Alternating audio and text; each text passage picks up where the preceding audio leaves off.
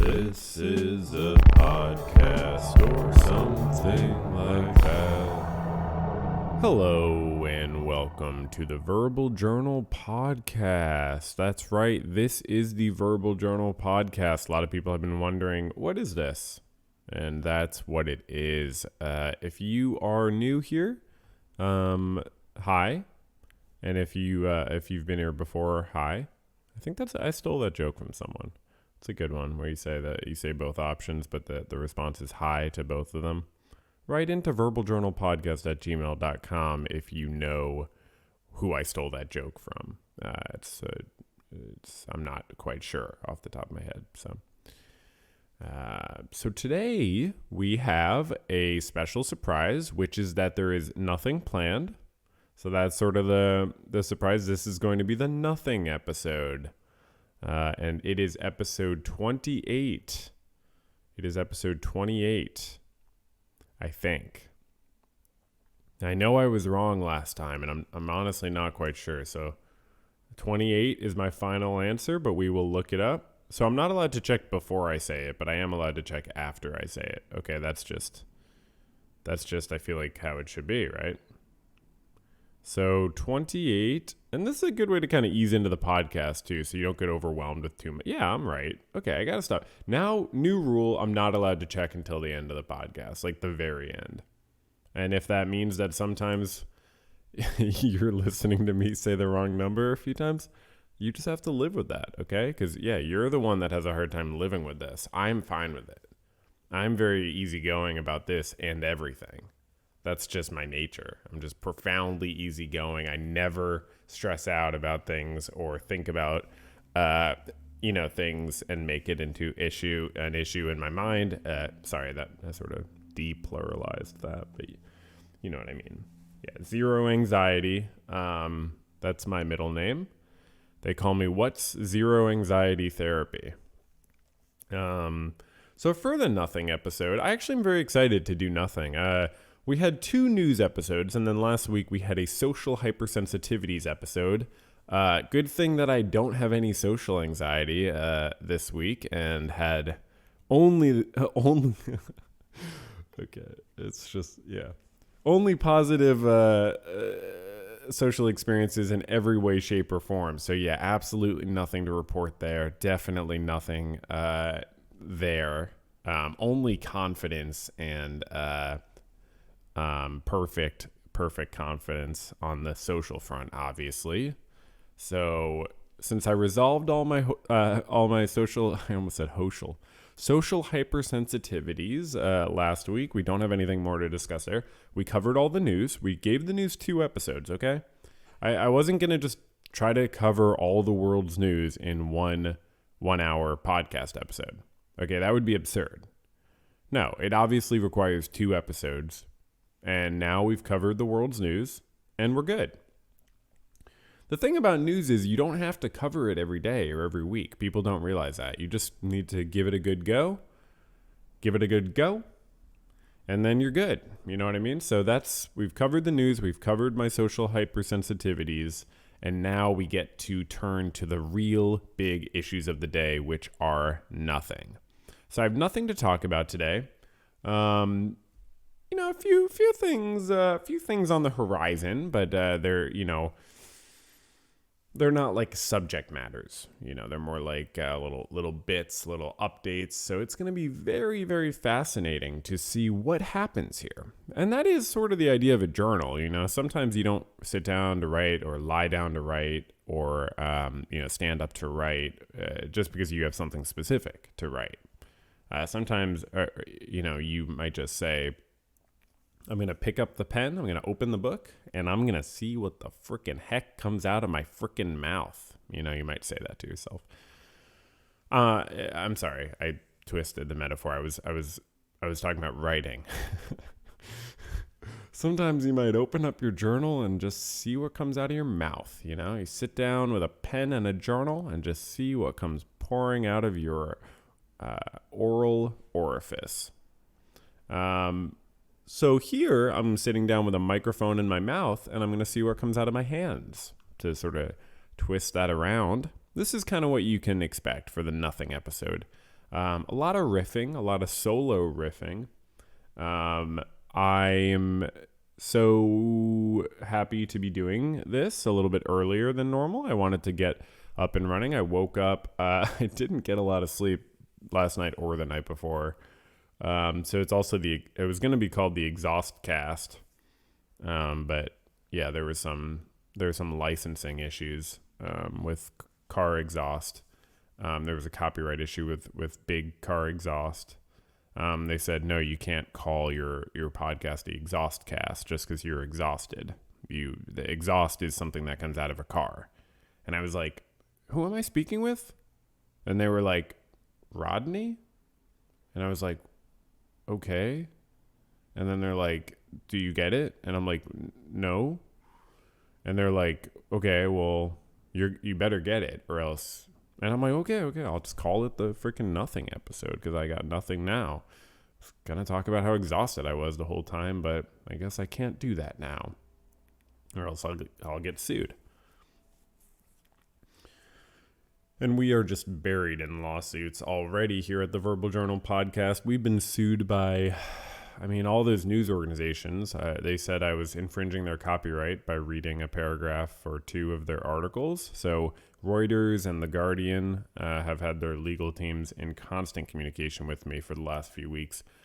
So yeah, that's just been an interesting kind of update.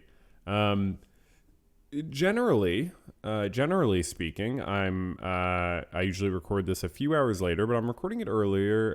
And you may say, well, if you're exhausted, why are you recording it earlier?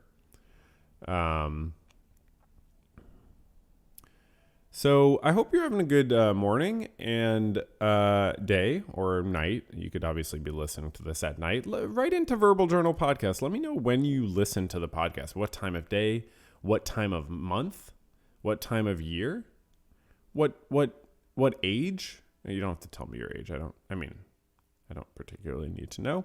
But yeah, let me know where you like to listen to your podcast. Oh, here's an interesting update. I almost forgot. So I always mention that I only listen to one podcast, which is the Not Even a Show podcast, which is very funny to me. I wouldn't necessarily recommend it. Everyone would like it. It's pretty weird. But I genuinely love it and find it very comforting and funny, the dynamic between Chris James and Ben Fawcett, who they're both comedians from Vancouver. And they're very funny, and I like their dynamic. It's very funny. But I did finally start listening to another podcast, but a friend of theirs, actually, Chris Locke, who I'm sure, I mentioned a few podcast episodes ago as the stand-up comedian I was enjoying, who was inspiring me with writing fiction, because his stand-up is just so freaking interesting and really nothing I've ever heard. So I did want to support him, as I think I mentioned on that podcast episode. So I started subscribing to his Patreon for his podcast that he's on, Evil Men Pod. And I hadn't gotten around to listening to it because I'm such a creature of habit, but I finally did on Friday night. I listened to their newest episode, which was about Wham and other stuff. And it was really cool. It was super cool to hear a new podcast. They had more people. I think it was 4 people. Maybe a little bit much for a podcast, but they made it work. They were super they let each other talk, and it was very funny. I do think 4 might be a bit much though.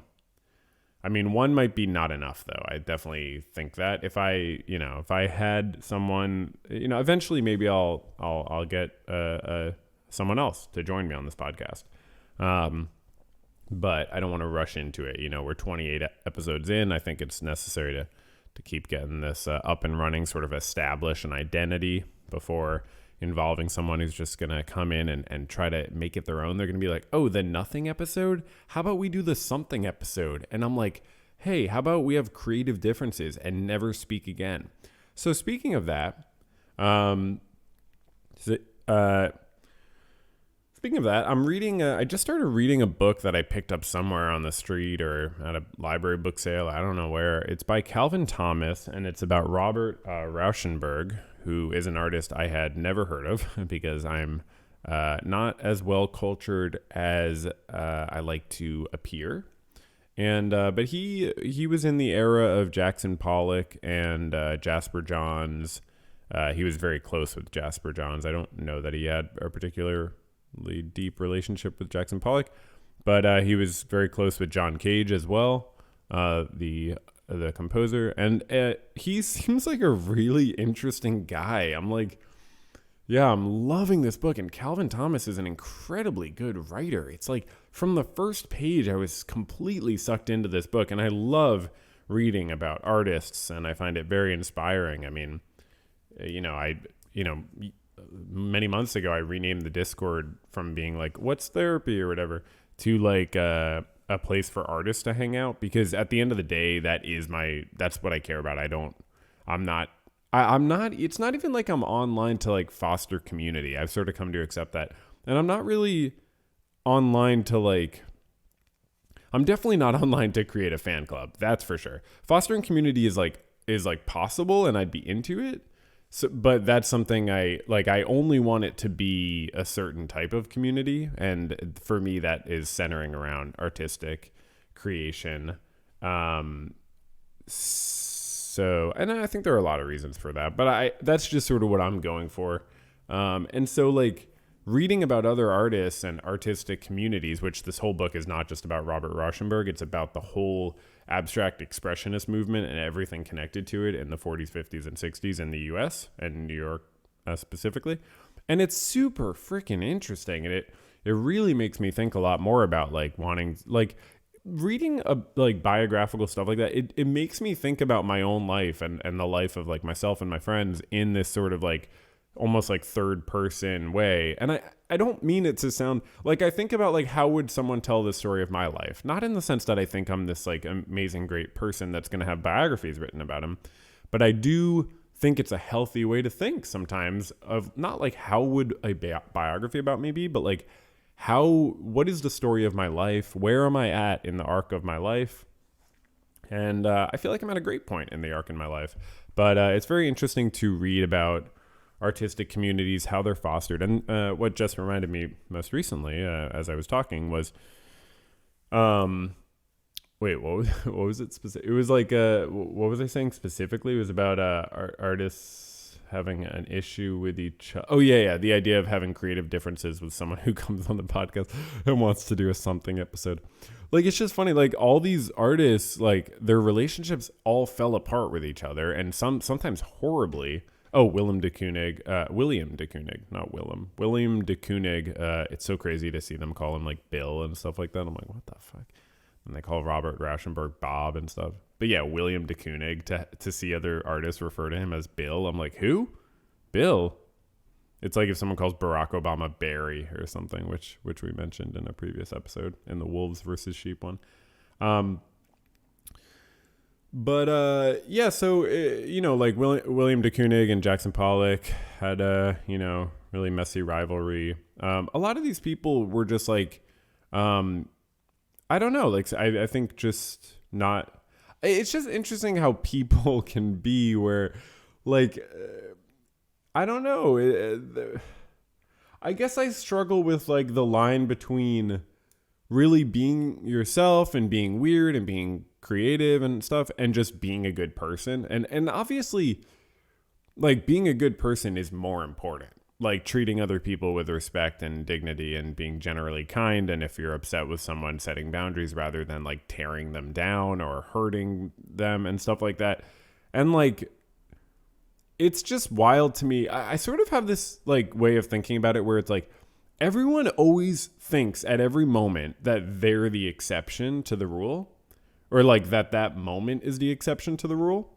And then we live in a world where there's no rule. I guess because of that, because everyone feels justified to say, well, I'll just do what I want for this situation. I'll just disregard ethics for this situation. So you just get on the grand scale, like, multiplicities of situations where people are disregarding ethics. That's sort of how I think about it. But anyways, a lot of these artistic relationships broke down. A lot of people, just weren't like, maybe, kind to each other. And so I don't want that to happen. So I won't bring someone onto the podcast unless they understand what it means to do a nothing episode and they fully respect that and they, they love me and, treat me with, love and, money. Yeah. I'm taking bribes for podcast co-hosts. Just kidding. And so, so I've been reading that. I'm like, maybe halfway through the book. It's extremely good. I started it like Friday. It's so good. And I picked up a bunch of other books the other day, for this thing I've mentioned about wanting to write about like relationships. I found some books by people who are educated about relationships, like PhDs and stuff. And I want to see what the prevailing theories are about a few different things. Specifically, I might have mentioned this already, but specifically, I'm interested in like how people define the health of a relationship and how people sort of define, how people just understand like personal relationships and fundamentally, like what makes one good, what makes one bad.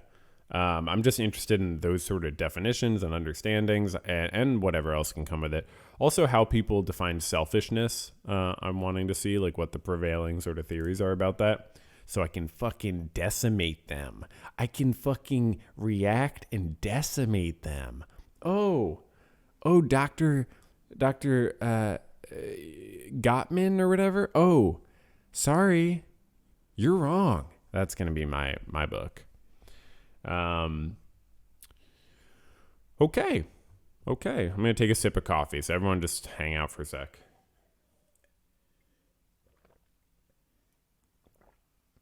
Okay. So one cool thing going on in the Discord is today is the inauguration of the Fiction Fun, event, which was Simply Snaps' idea. Thank you so much, Snaps. She was like, hey, let's share stories. Let's, respond to a prompt, share fiction stories.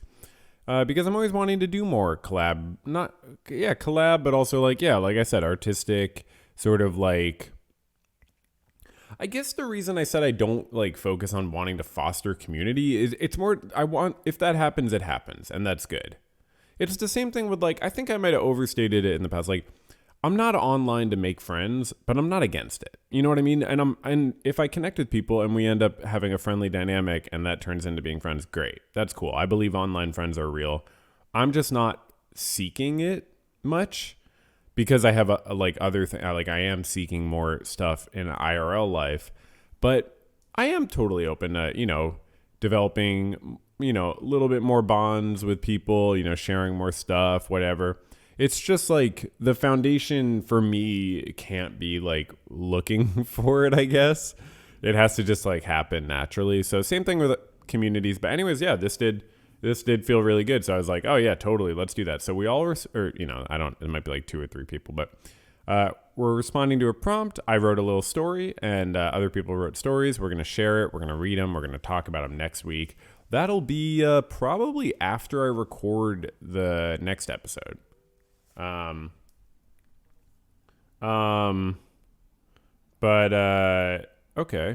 Friend just texted me. Interesting. That could be good. Yeah, there's I have this thing later tonight, hanging with some friends and just playing games, doing game night. And I'm like so tired and I like kind of don't want to do it, but I like can't cancel. It just feels so lame to cancel with not a great reason. So I'll probably do it. Or I'll probably cancel. I don't really know. I think I'll do it because I just feel really lame canceling. And lame is a word I've been using lately. I think it's got problematic roots. I don't know. It feels kind of like it could be. I feel like they used to describe like horses that way or something. But like I've been really enjoying the word lame, sort of in line with what I was talking about last week about social hypersensitivity. So like, if someone lets me down, if a friend lets me down, if they're not communicative, if they drop the ball with something or something, I feel like lame is a good word because I genuinely try to use it in a like morally neutral way, in a sense of like this person, like the ability was not there in this situation. And I don't mean it to be judgmental, and I can be lame sometimes. And I think that's like, I would rather a friend like, or whatever, consider me lame, then consider me like malicious. But I know it does have very negative connotations, so I should probably think of a different word. But it helps me cope when someone doesn't meet my reasonable expectations. So yeah, I don't want to be lame. I don't want to be, not up to the task of playing a board game with my friends on a Sunday evening. I think we're doing some sort of potluck, so I'm going to pick up some like Brussels sprouts and roast them. That's sort of my go-to if I'm invited to a potluck. I've done it like at least once or twice. I'm just like, okay, I'm going to roast Brussels sprouts because, it's vegan, so I don't, upset anybody. I think Brussels sprouts are vegan. Are they? I think they're killed, but it's like in a humane way. I think it's like humane. So yeah, it's vegan, and it's like you can't really fuck it up, and the presentation and preparation doesn't matter because like I cook all the time. I cook every day for myself. I cook like my basic stuff will be like I'll make like a chicken and rice and vegetable meal. Throw it in a tortilla, eat that. I'll sometimes do like sausage, but I've been really just like I could eat like chicken, rice, and vegetables like every day, like. Because it's just like really good on your stomach, on my stomach, and it just like gives me everything I need. I'll do pasta sometimes, but yeah, I could cook that for other people, not for a potluck for sure, but like I could do that. But yeah, a lot of times I've felt like my food doesn't look good. I can get weird about that. I used to cook more stuff with beans, but that's a little bit harder to make look good. And I don't cook a lot with beans anymore, but it'd be nice, it'd be rice. Okay, so fiction, talked about that. Had a good time writing my little story. It was fun. It's fun having like just 1,000 words and being like, okay, just going to like write something in 1,000 words. But what I have been doing a lot lately, more than 1,000 words, is painting. I've been painting a lot more than 1,000 words. I painted a ton this weekend.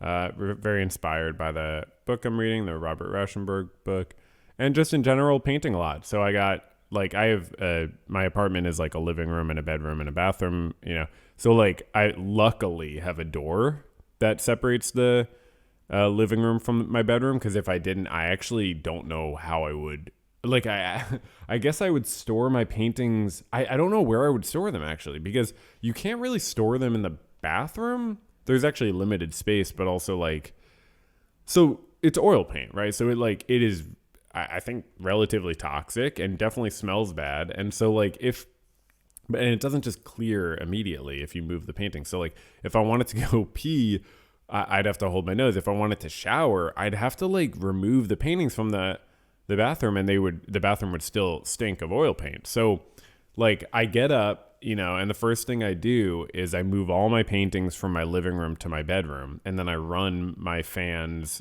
and my ACs on fan mode in both rooms, and I open the windows. I air out. Luckily, like I did my dishes today, so like that gave me like 30 minutes to air out my living room while the door was shut, so all the paintings were in my bedroom. But it's not ideal, and I actually am, especially reading this book, I am thinking about looking into like a studio space. But I think I mentioned last week I'm also I'm probably going to find a new office for my therapy work just to get a better location. So I'm going to do that first, and then I'm probably going to look into a studio space. I think it would be cool if I can find one that's good and not too expensive. But I don't know, it might be a good way to like meet other artists. So I really should look into that, because I made a little money from like YouTube, from this video, and I made a little money and I'm doing well with my work and stuff. And another thing, like reading about these artists who like have no money and stuff, it's like money is supposed to be spent. I mean, if you're saving up for something or whatever, you want to do this, you want to do that, that's great. That's fantastic. That's what it's for. But like, I don't know. Money is just like, it's good to save money for sure. But like at the end of the day, it's also really good to spend money on things you want or need. That's what money is for. And you can't take it to the grave with you. So you might as well spend it, responsibly on things that'll enhance your life. It is crazy reading about how fucking poor these artists were. Jesus Christ, man. Jackson Pollock even. The most any of his paintings sold for while he was alive was $8,000. And okay, this is in the 50s. But he only got 2/3 of that because the commission was 1/3 from the person selling it, which is fucking whack. Yeah, he died tragically too. A lot of these artists died tragically. It's like you gotta not do that. That's not a great call, in my opinion. I like not dying tragically. No,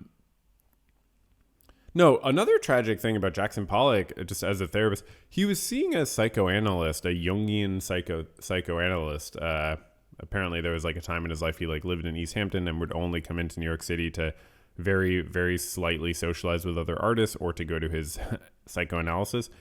And I don't know. I just wonder, like, you know, what if his Jungian therapist wasn't that good?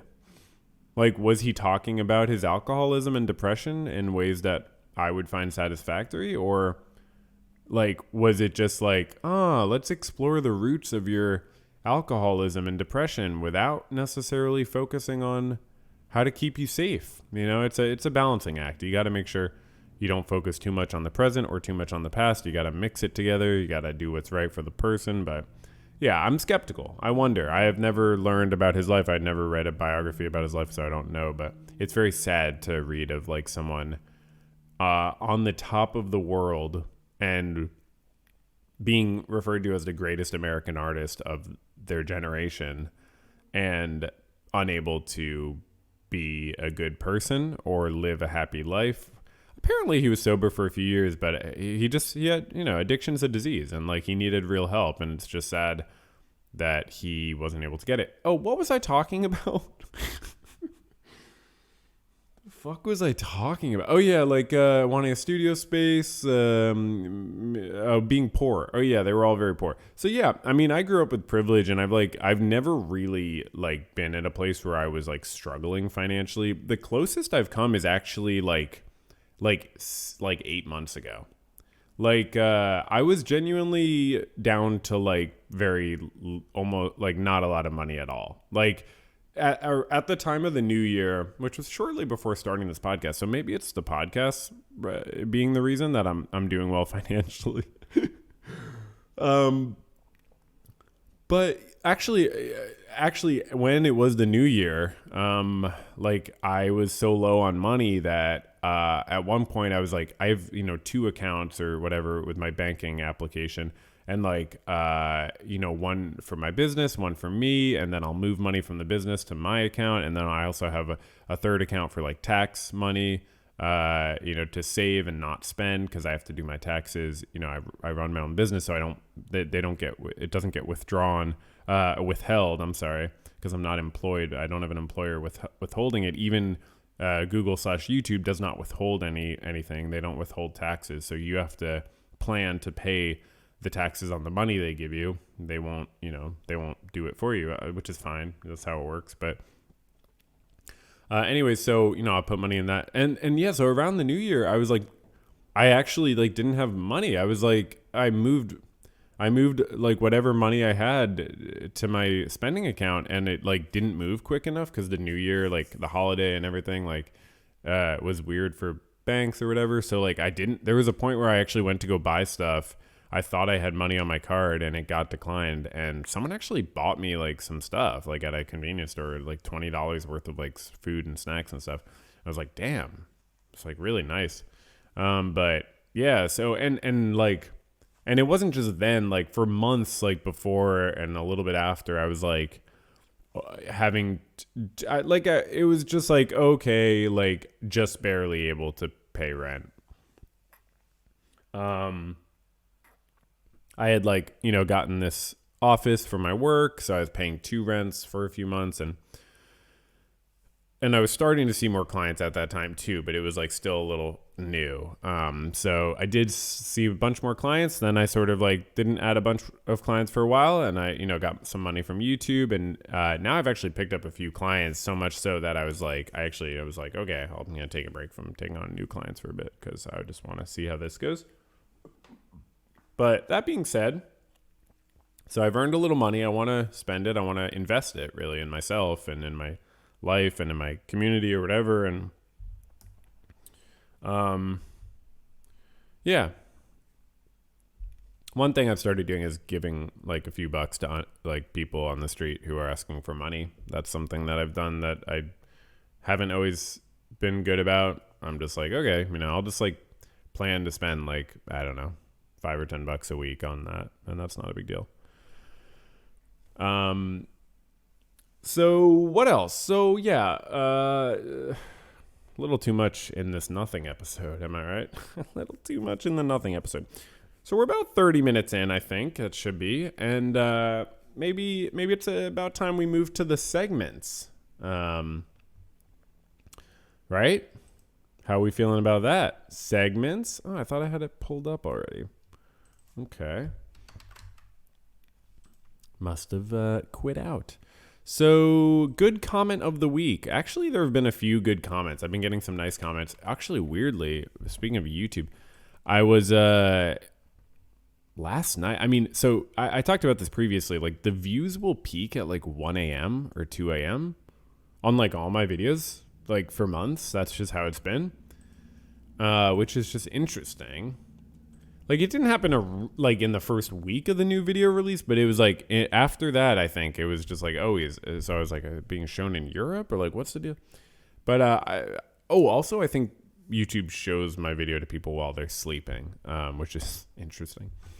If people leave YouTube on, it's not like if you turn YouTube off, YouTube will do that. But if you leave YouTube on, anyways, I've gotten some. So yeah, yesterday, even like the Breaking Bad stream, like the somehow there's more to talk about stream was getting like tons of views. It's getting like several views a minute, like at 1 or 2 a.m. And it just spiked really briefly. So it's amazing how many views I'm still getting.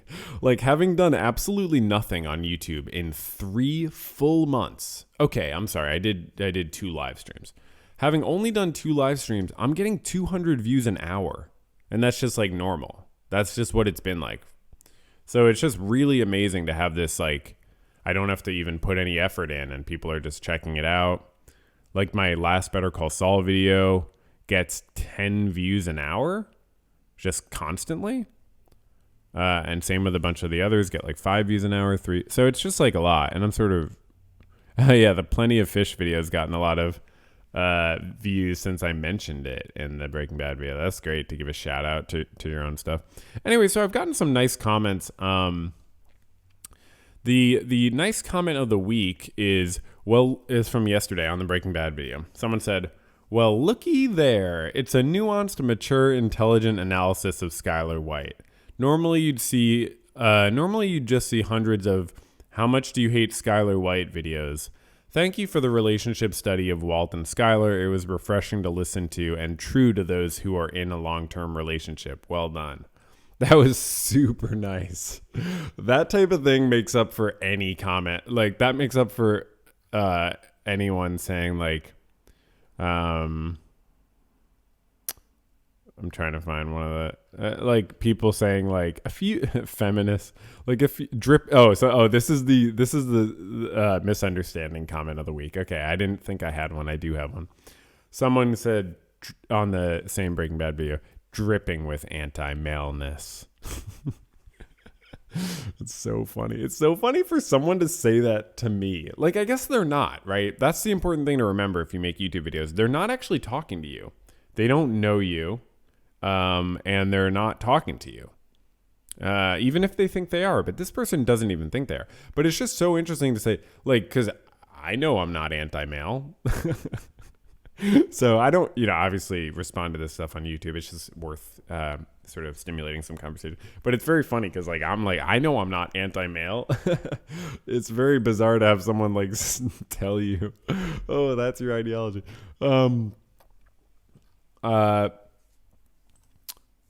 But yeah, if you think it's anti-male to criticize how Walter embraces his idea of masculinity, then you have obviously very limited understandings of masculinity. There's so many ways you can understand the concept of masculinity, and you don't have to agree with Walter White about it, He's a fake guy. He's not a real guy. Okay, so that's the good comment and the misunderstanding comment of the week. Chess update. I don't really know. I mean, okay, yeah, here's the chess update. So I've been playing these 1 minute games. I played one live on the podcast last week. And I've been playing a lot of them, and I've actually gotten really good.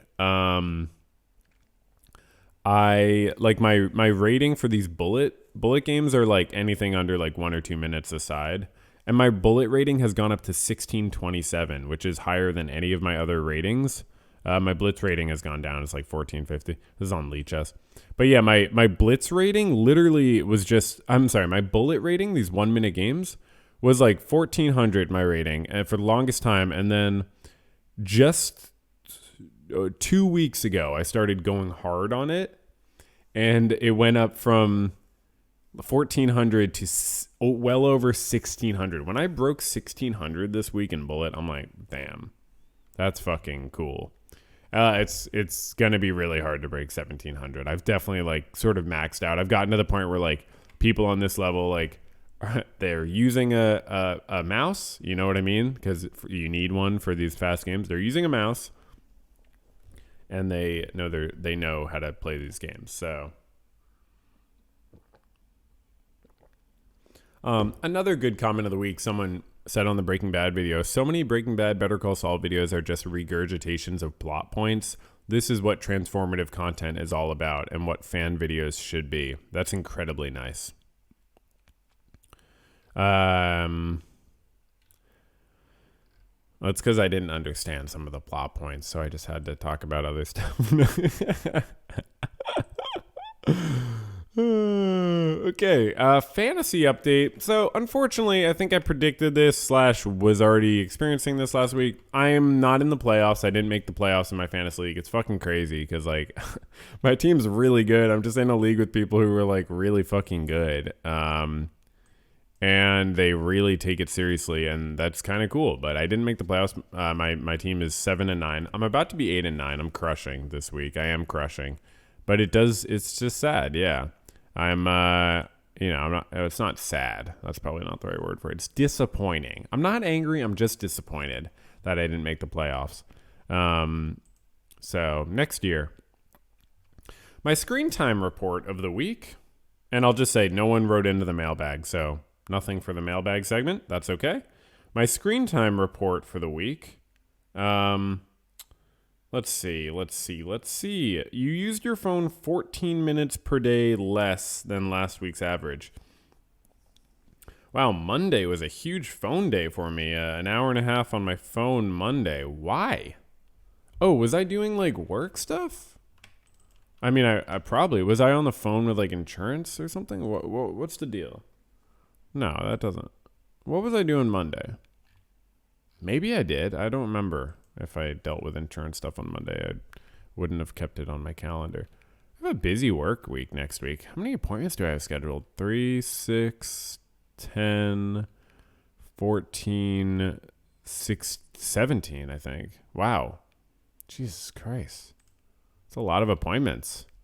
That's why I'm like not accepting new clients. I changed it because I'm like, Jesus Christ, I got to let this ride for a bit. I know that might not sound like a lot, but like, yeah, it can be a fair bit. Oh, it is kind of well spaced out though. No 5 appointment days. That's good. That's good actually. Yeah. So it's actually not like it's not an overwhelming work week or anything, but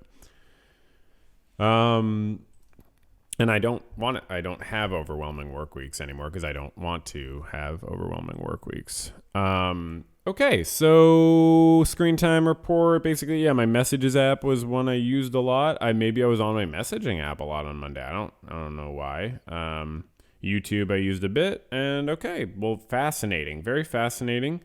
If you haven't been fascinated, you can get your money back on this podcast. Just email into money back on this podcast at notfascinated.gov. Okay.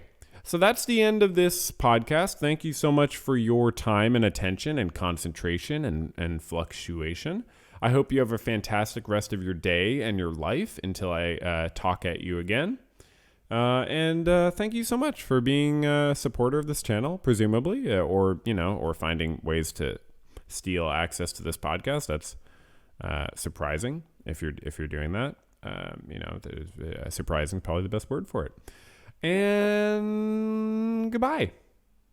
Okay, no, that was too abrupt. I'm sorry about that. All right, goodbye, and have a good one. Okay, goodbye. This is a podcast or something like that.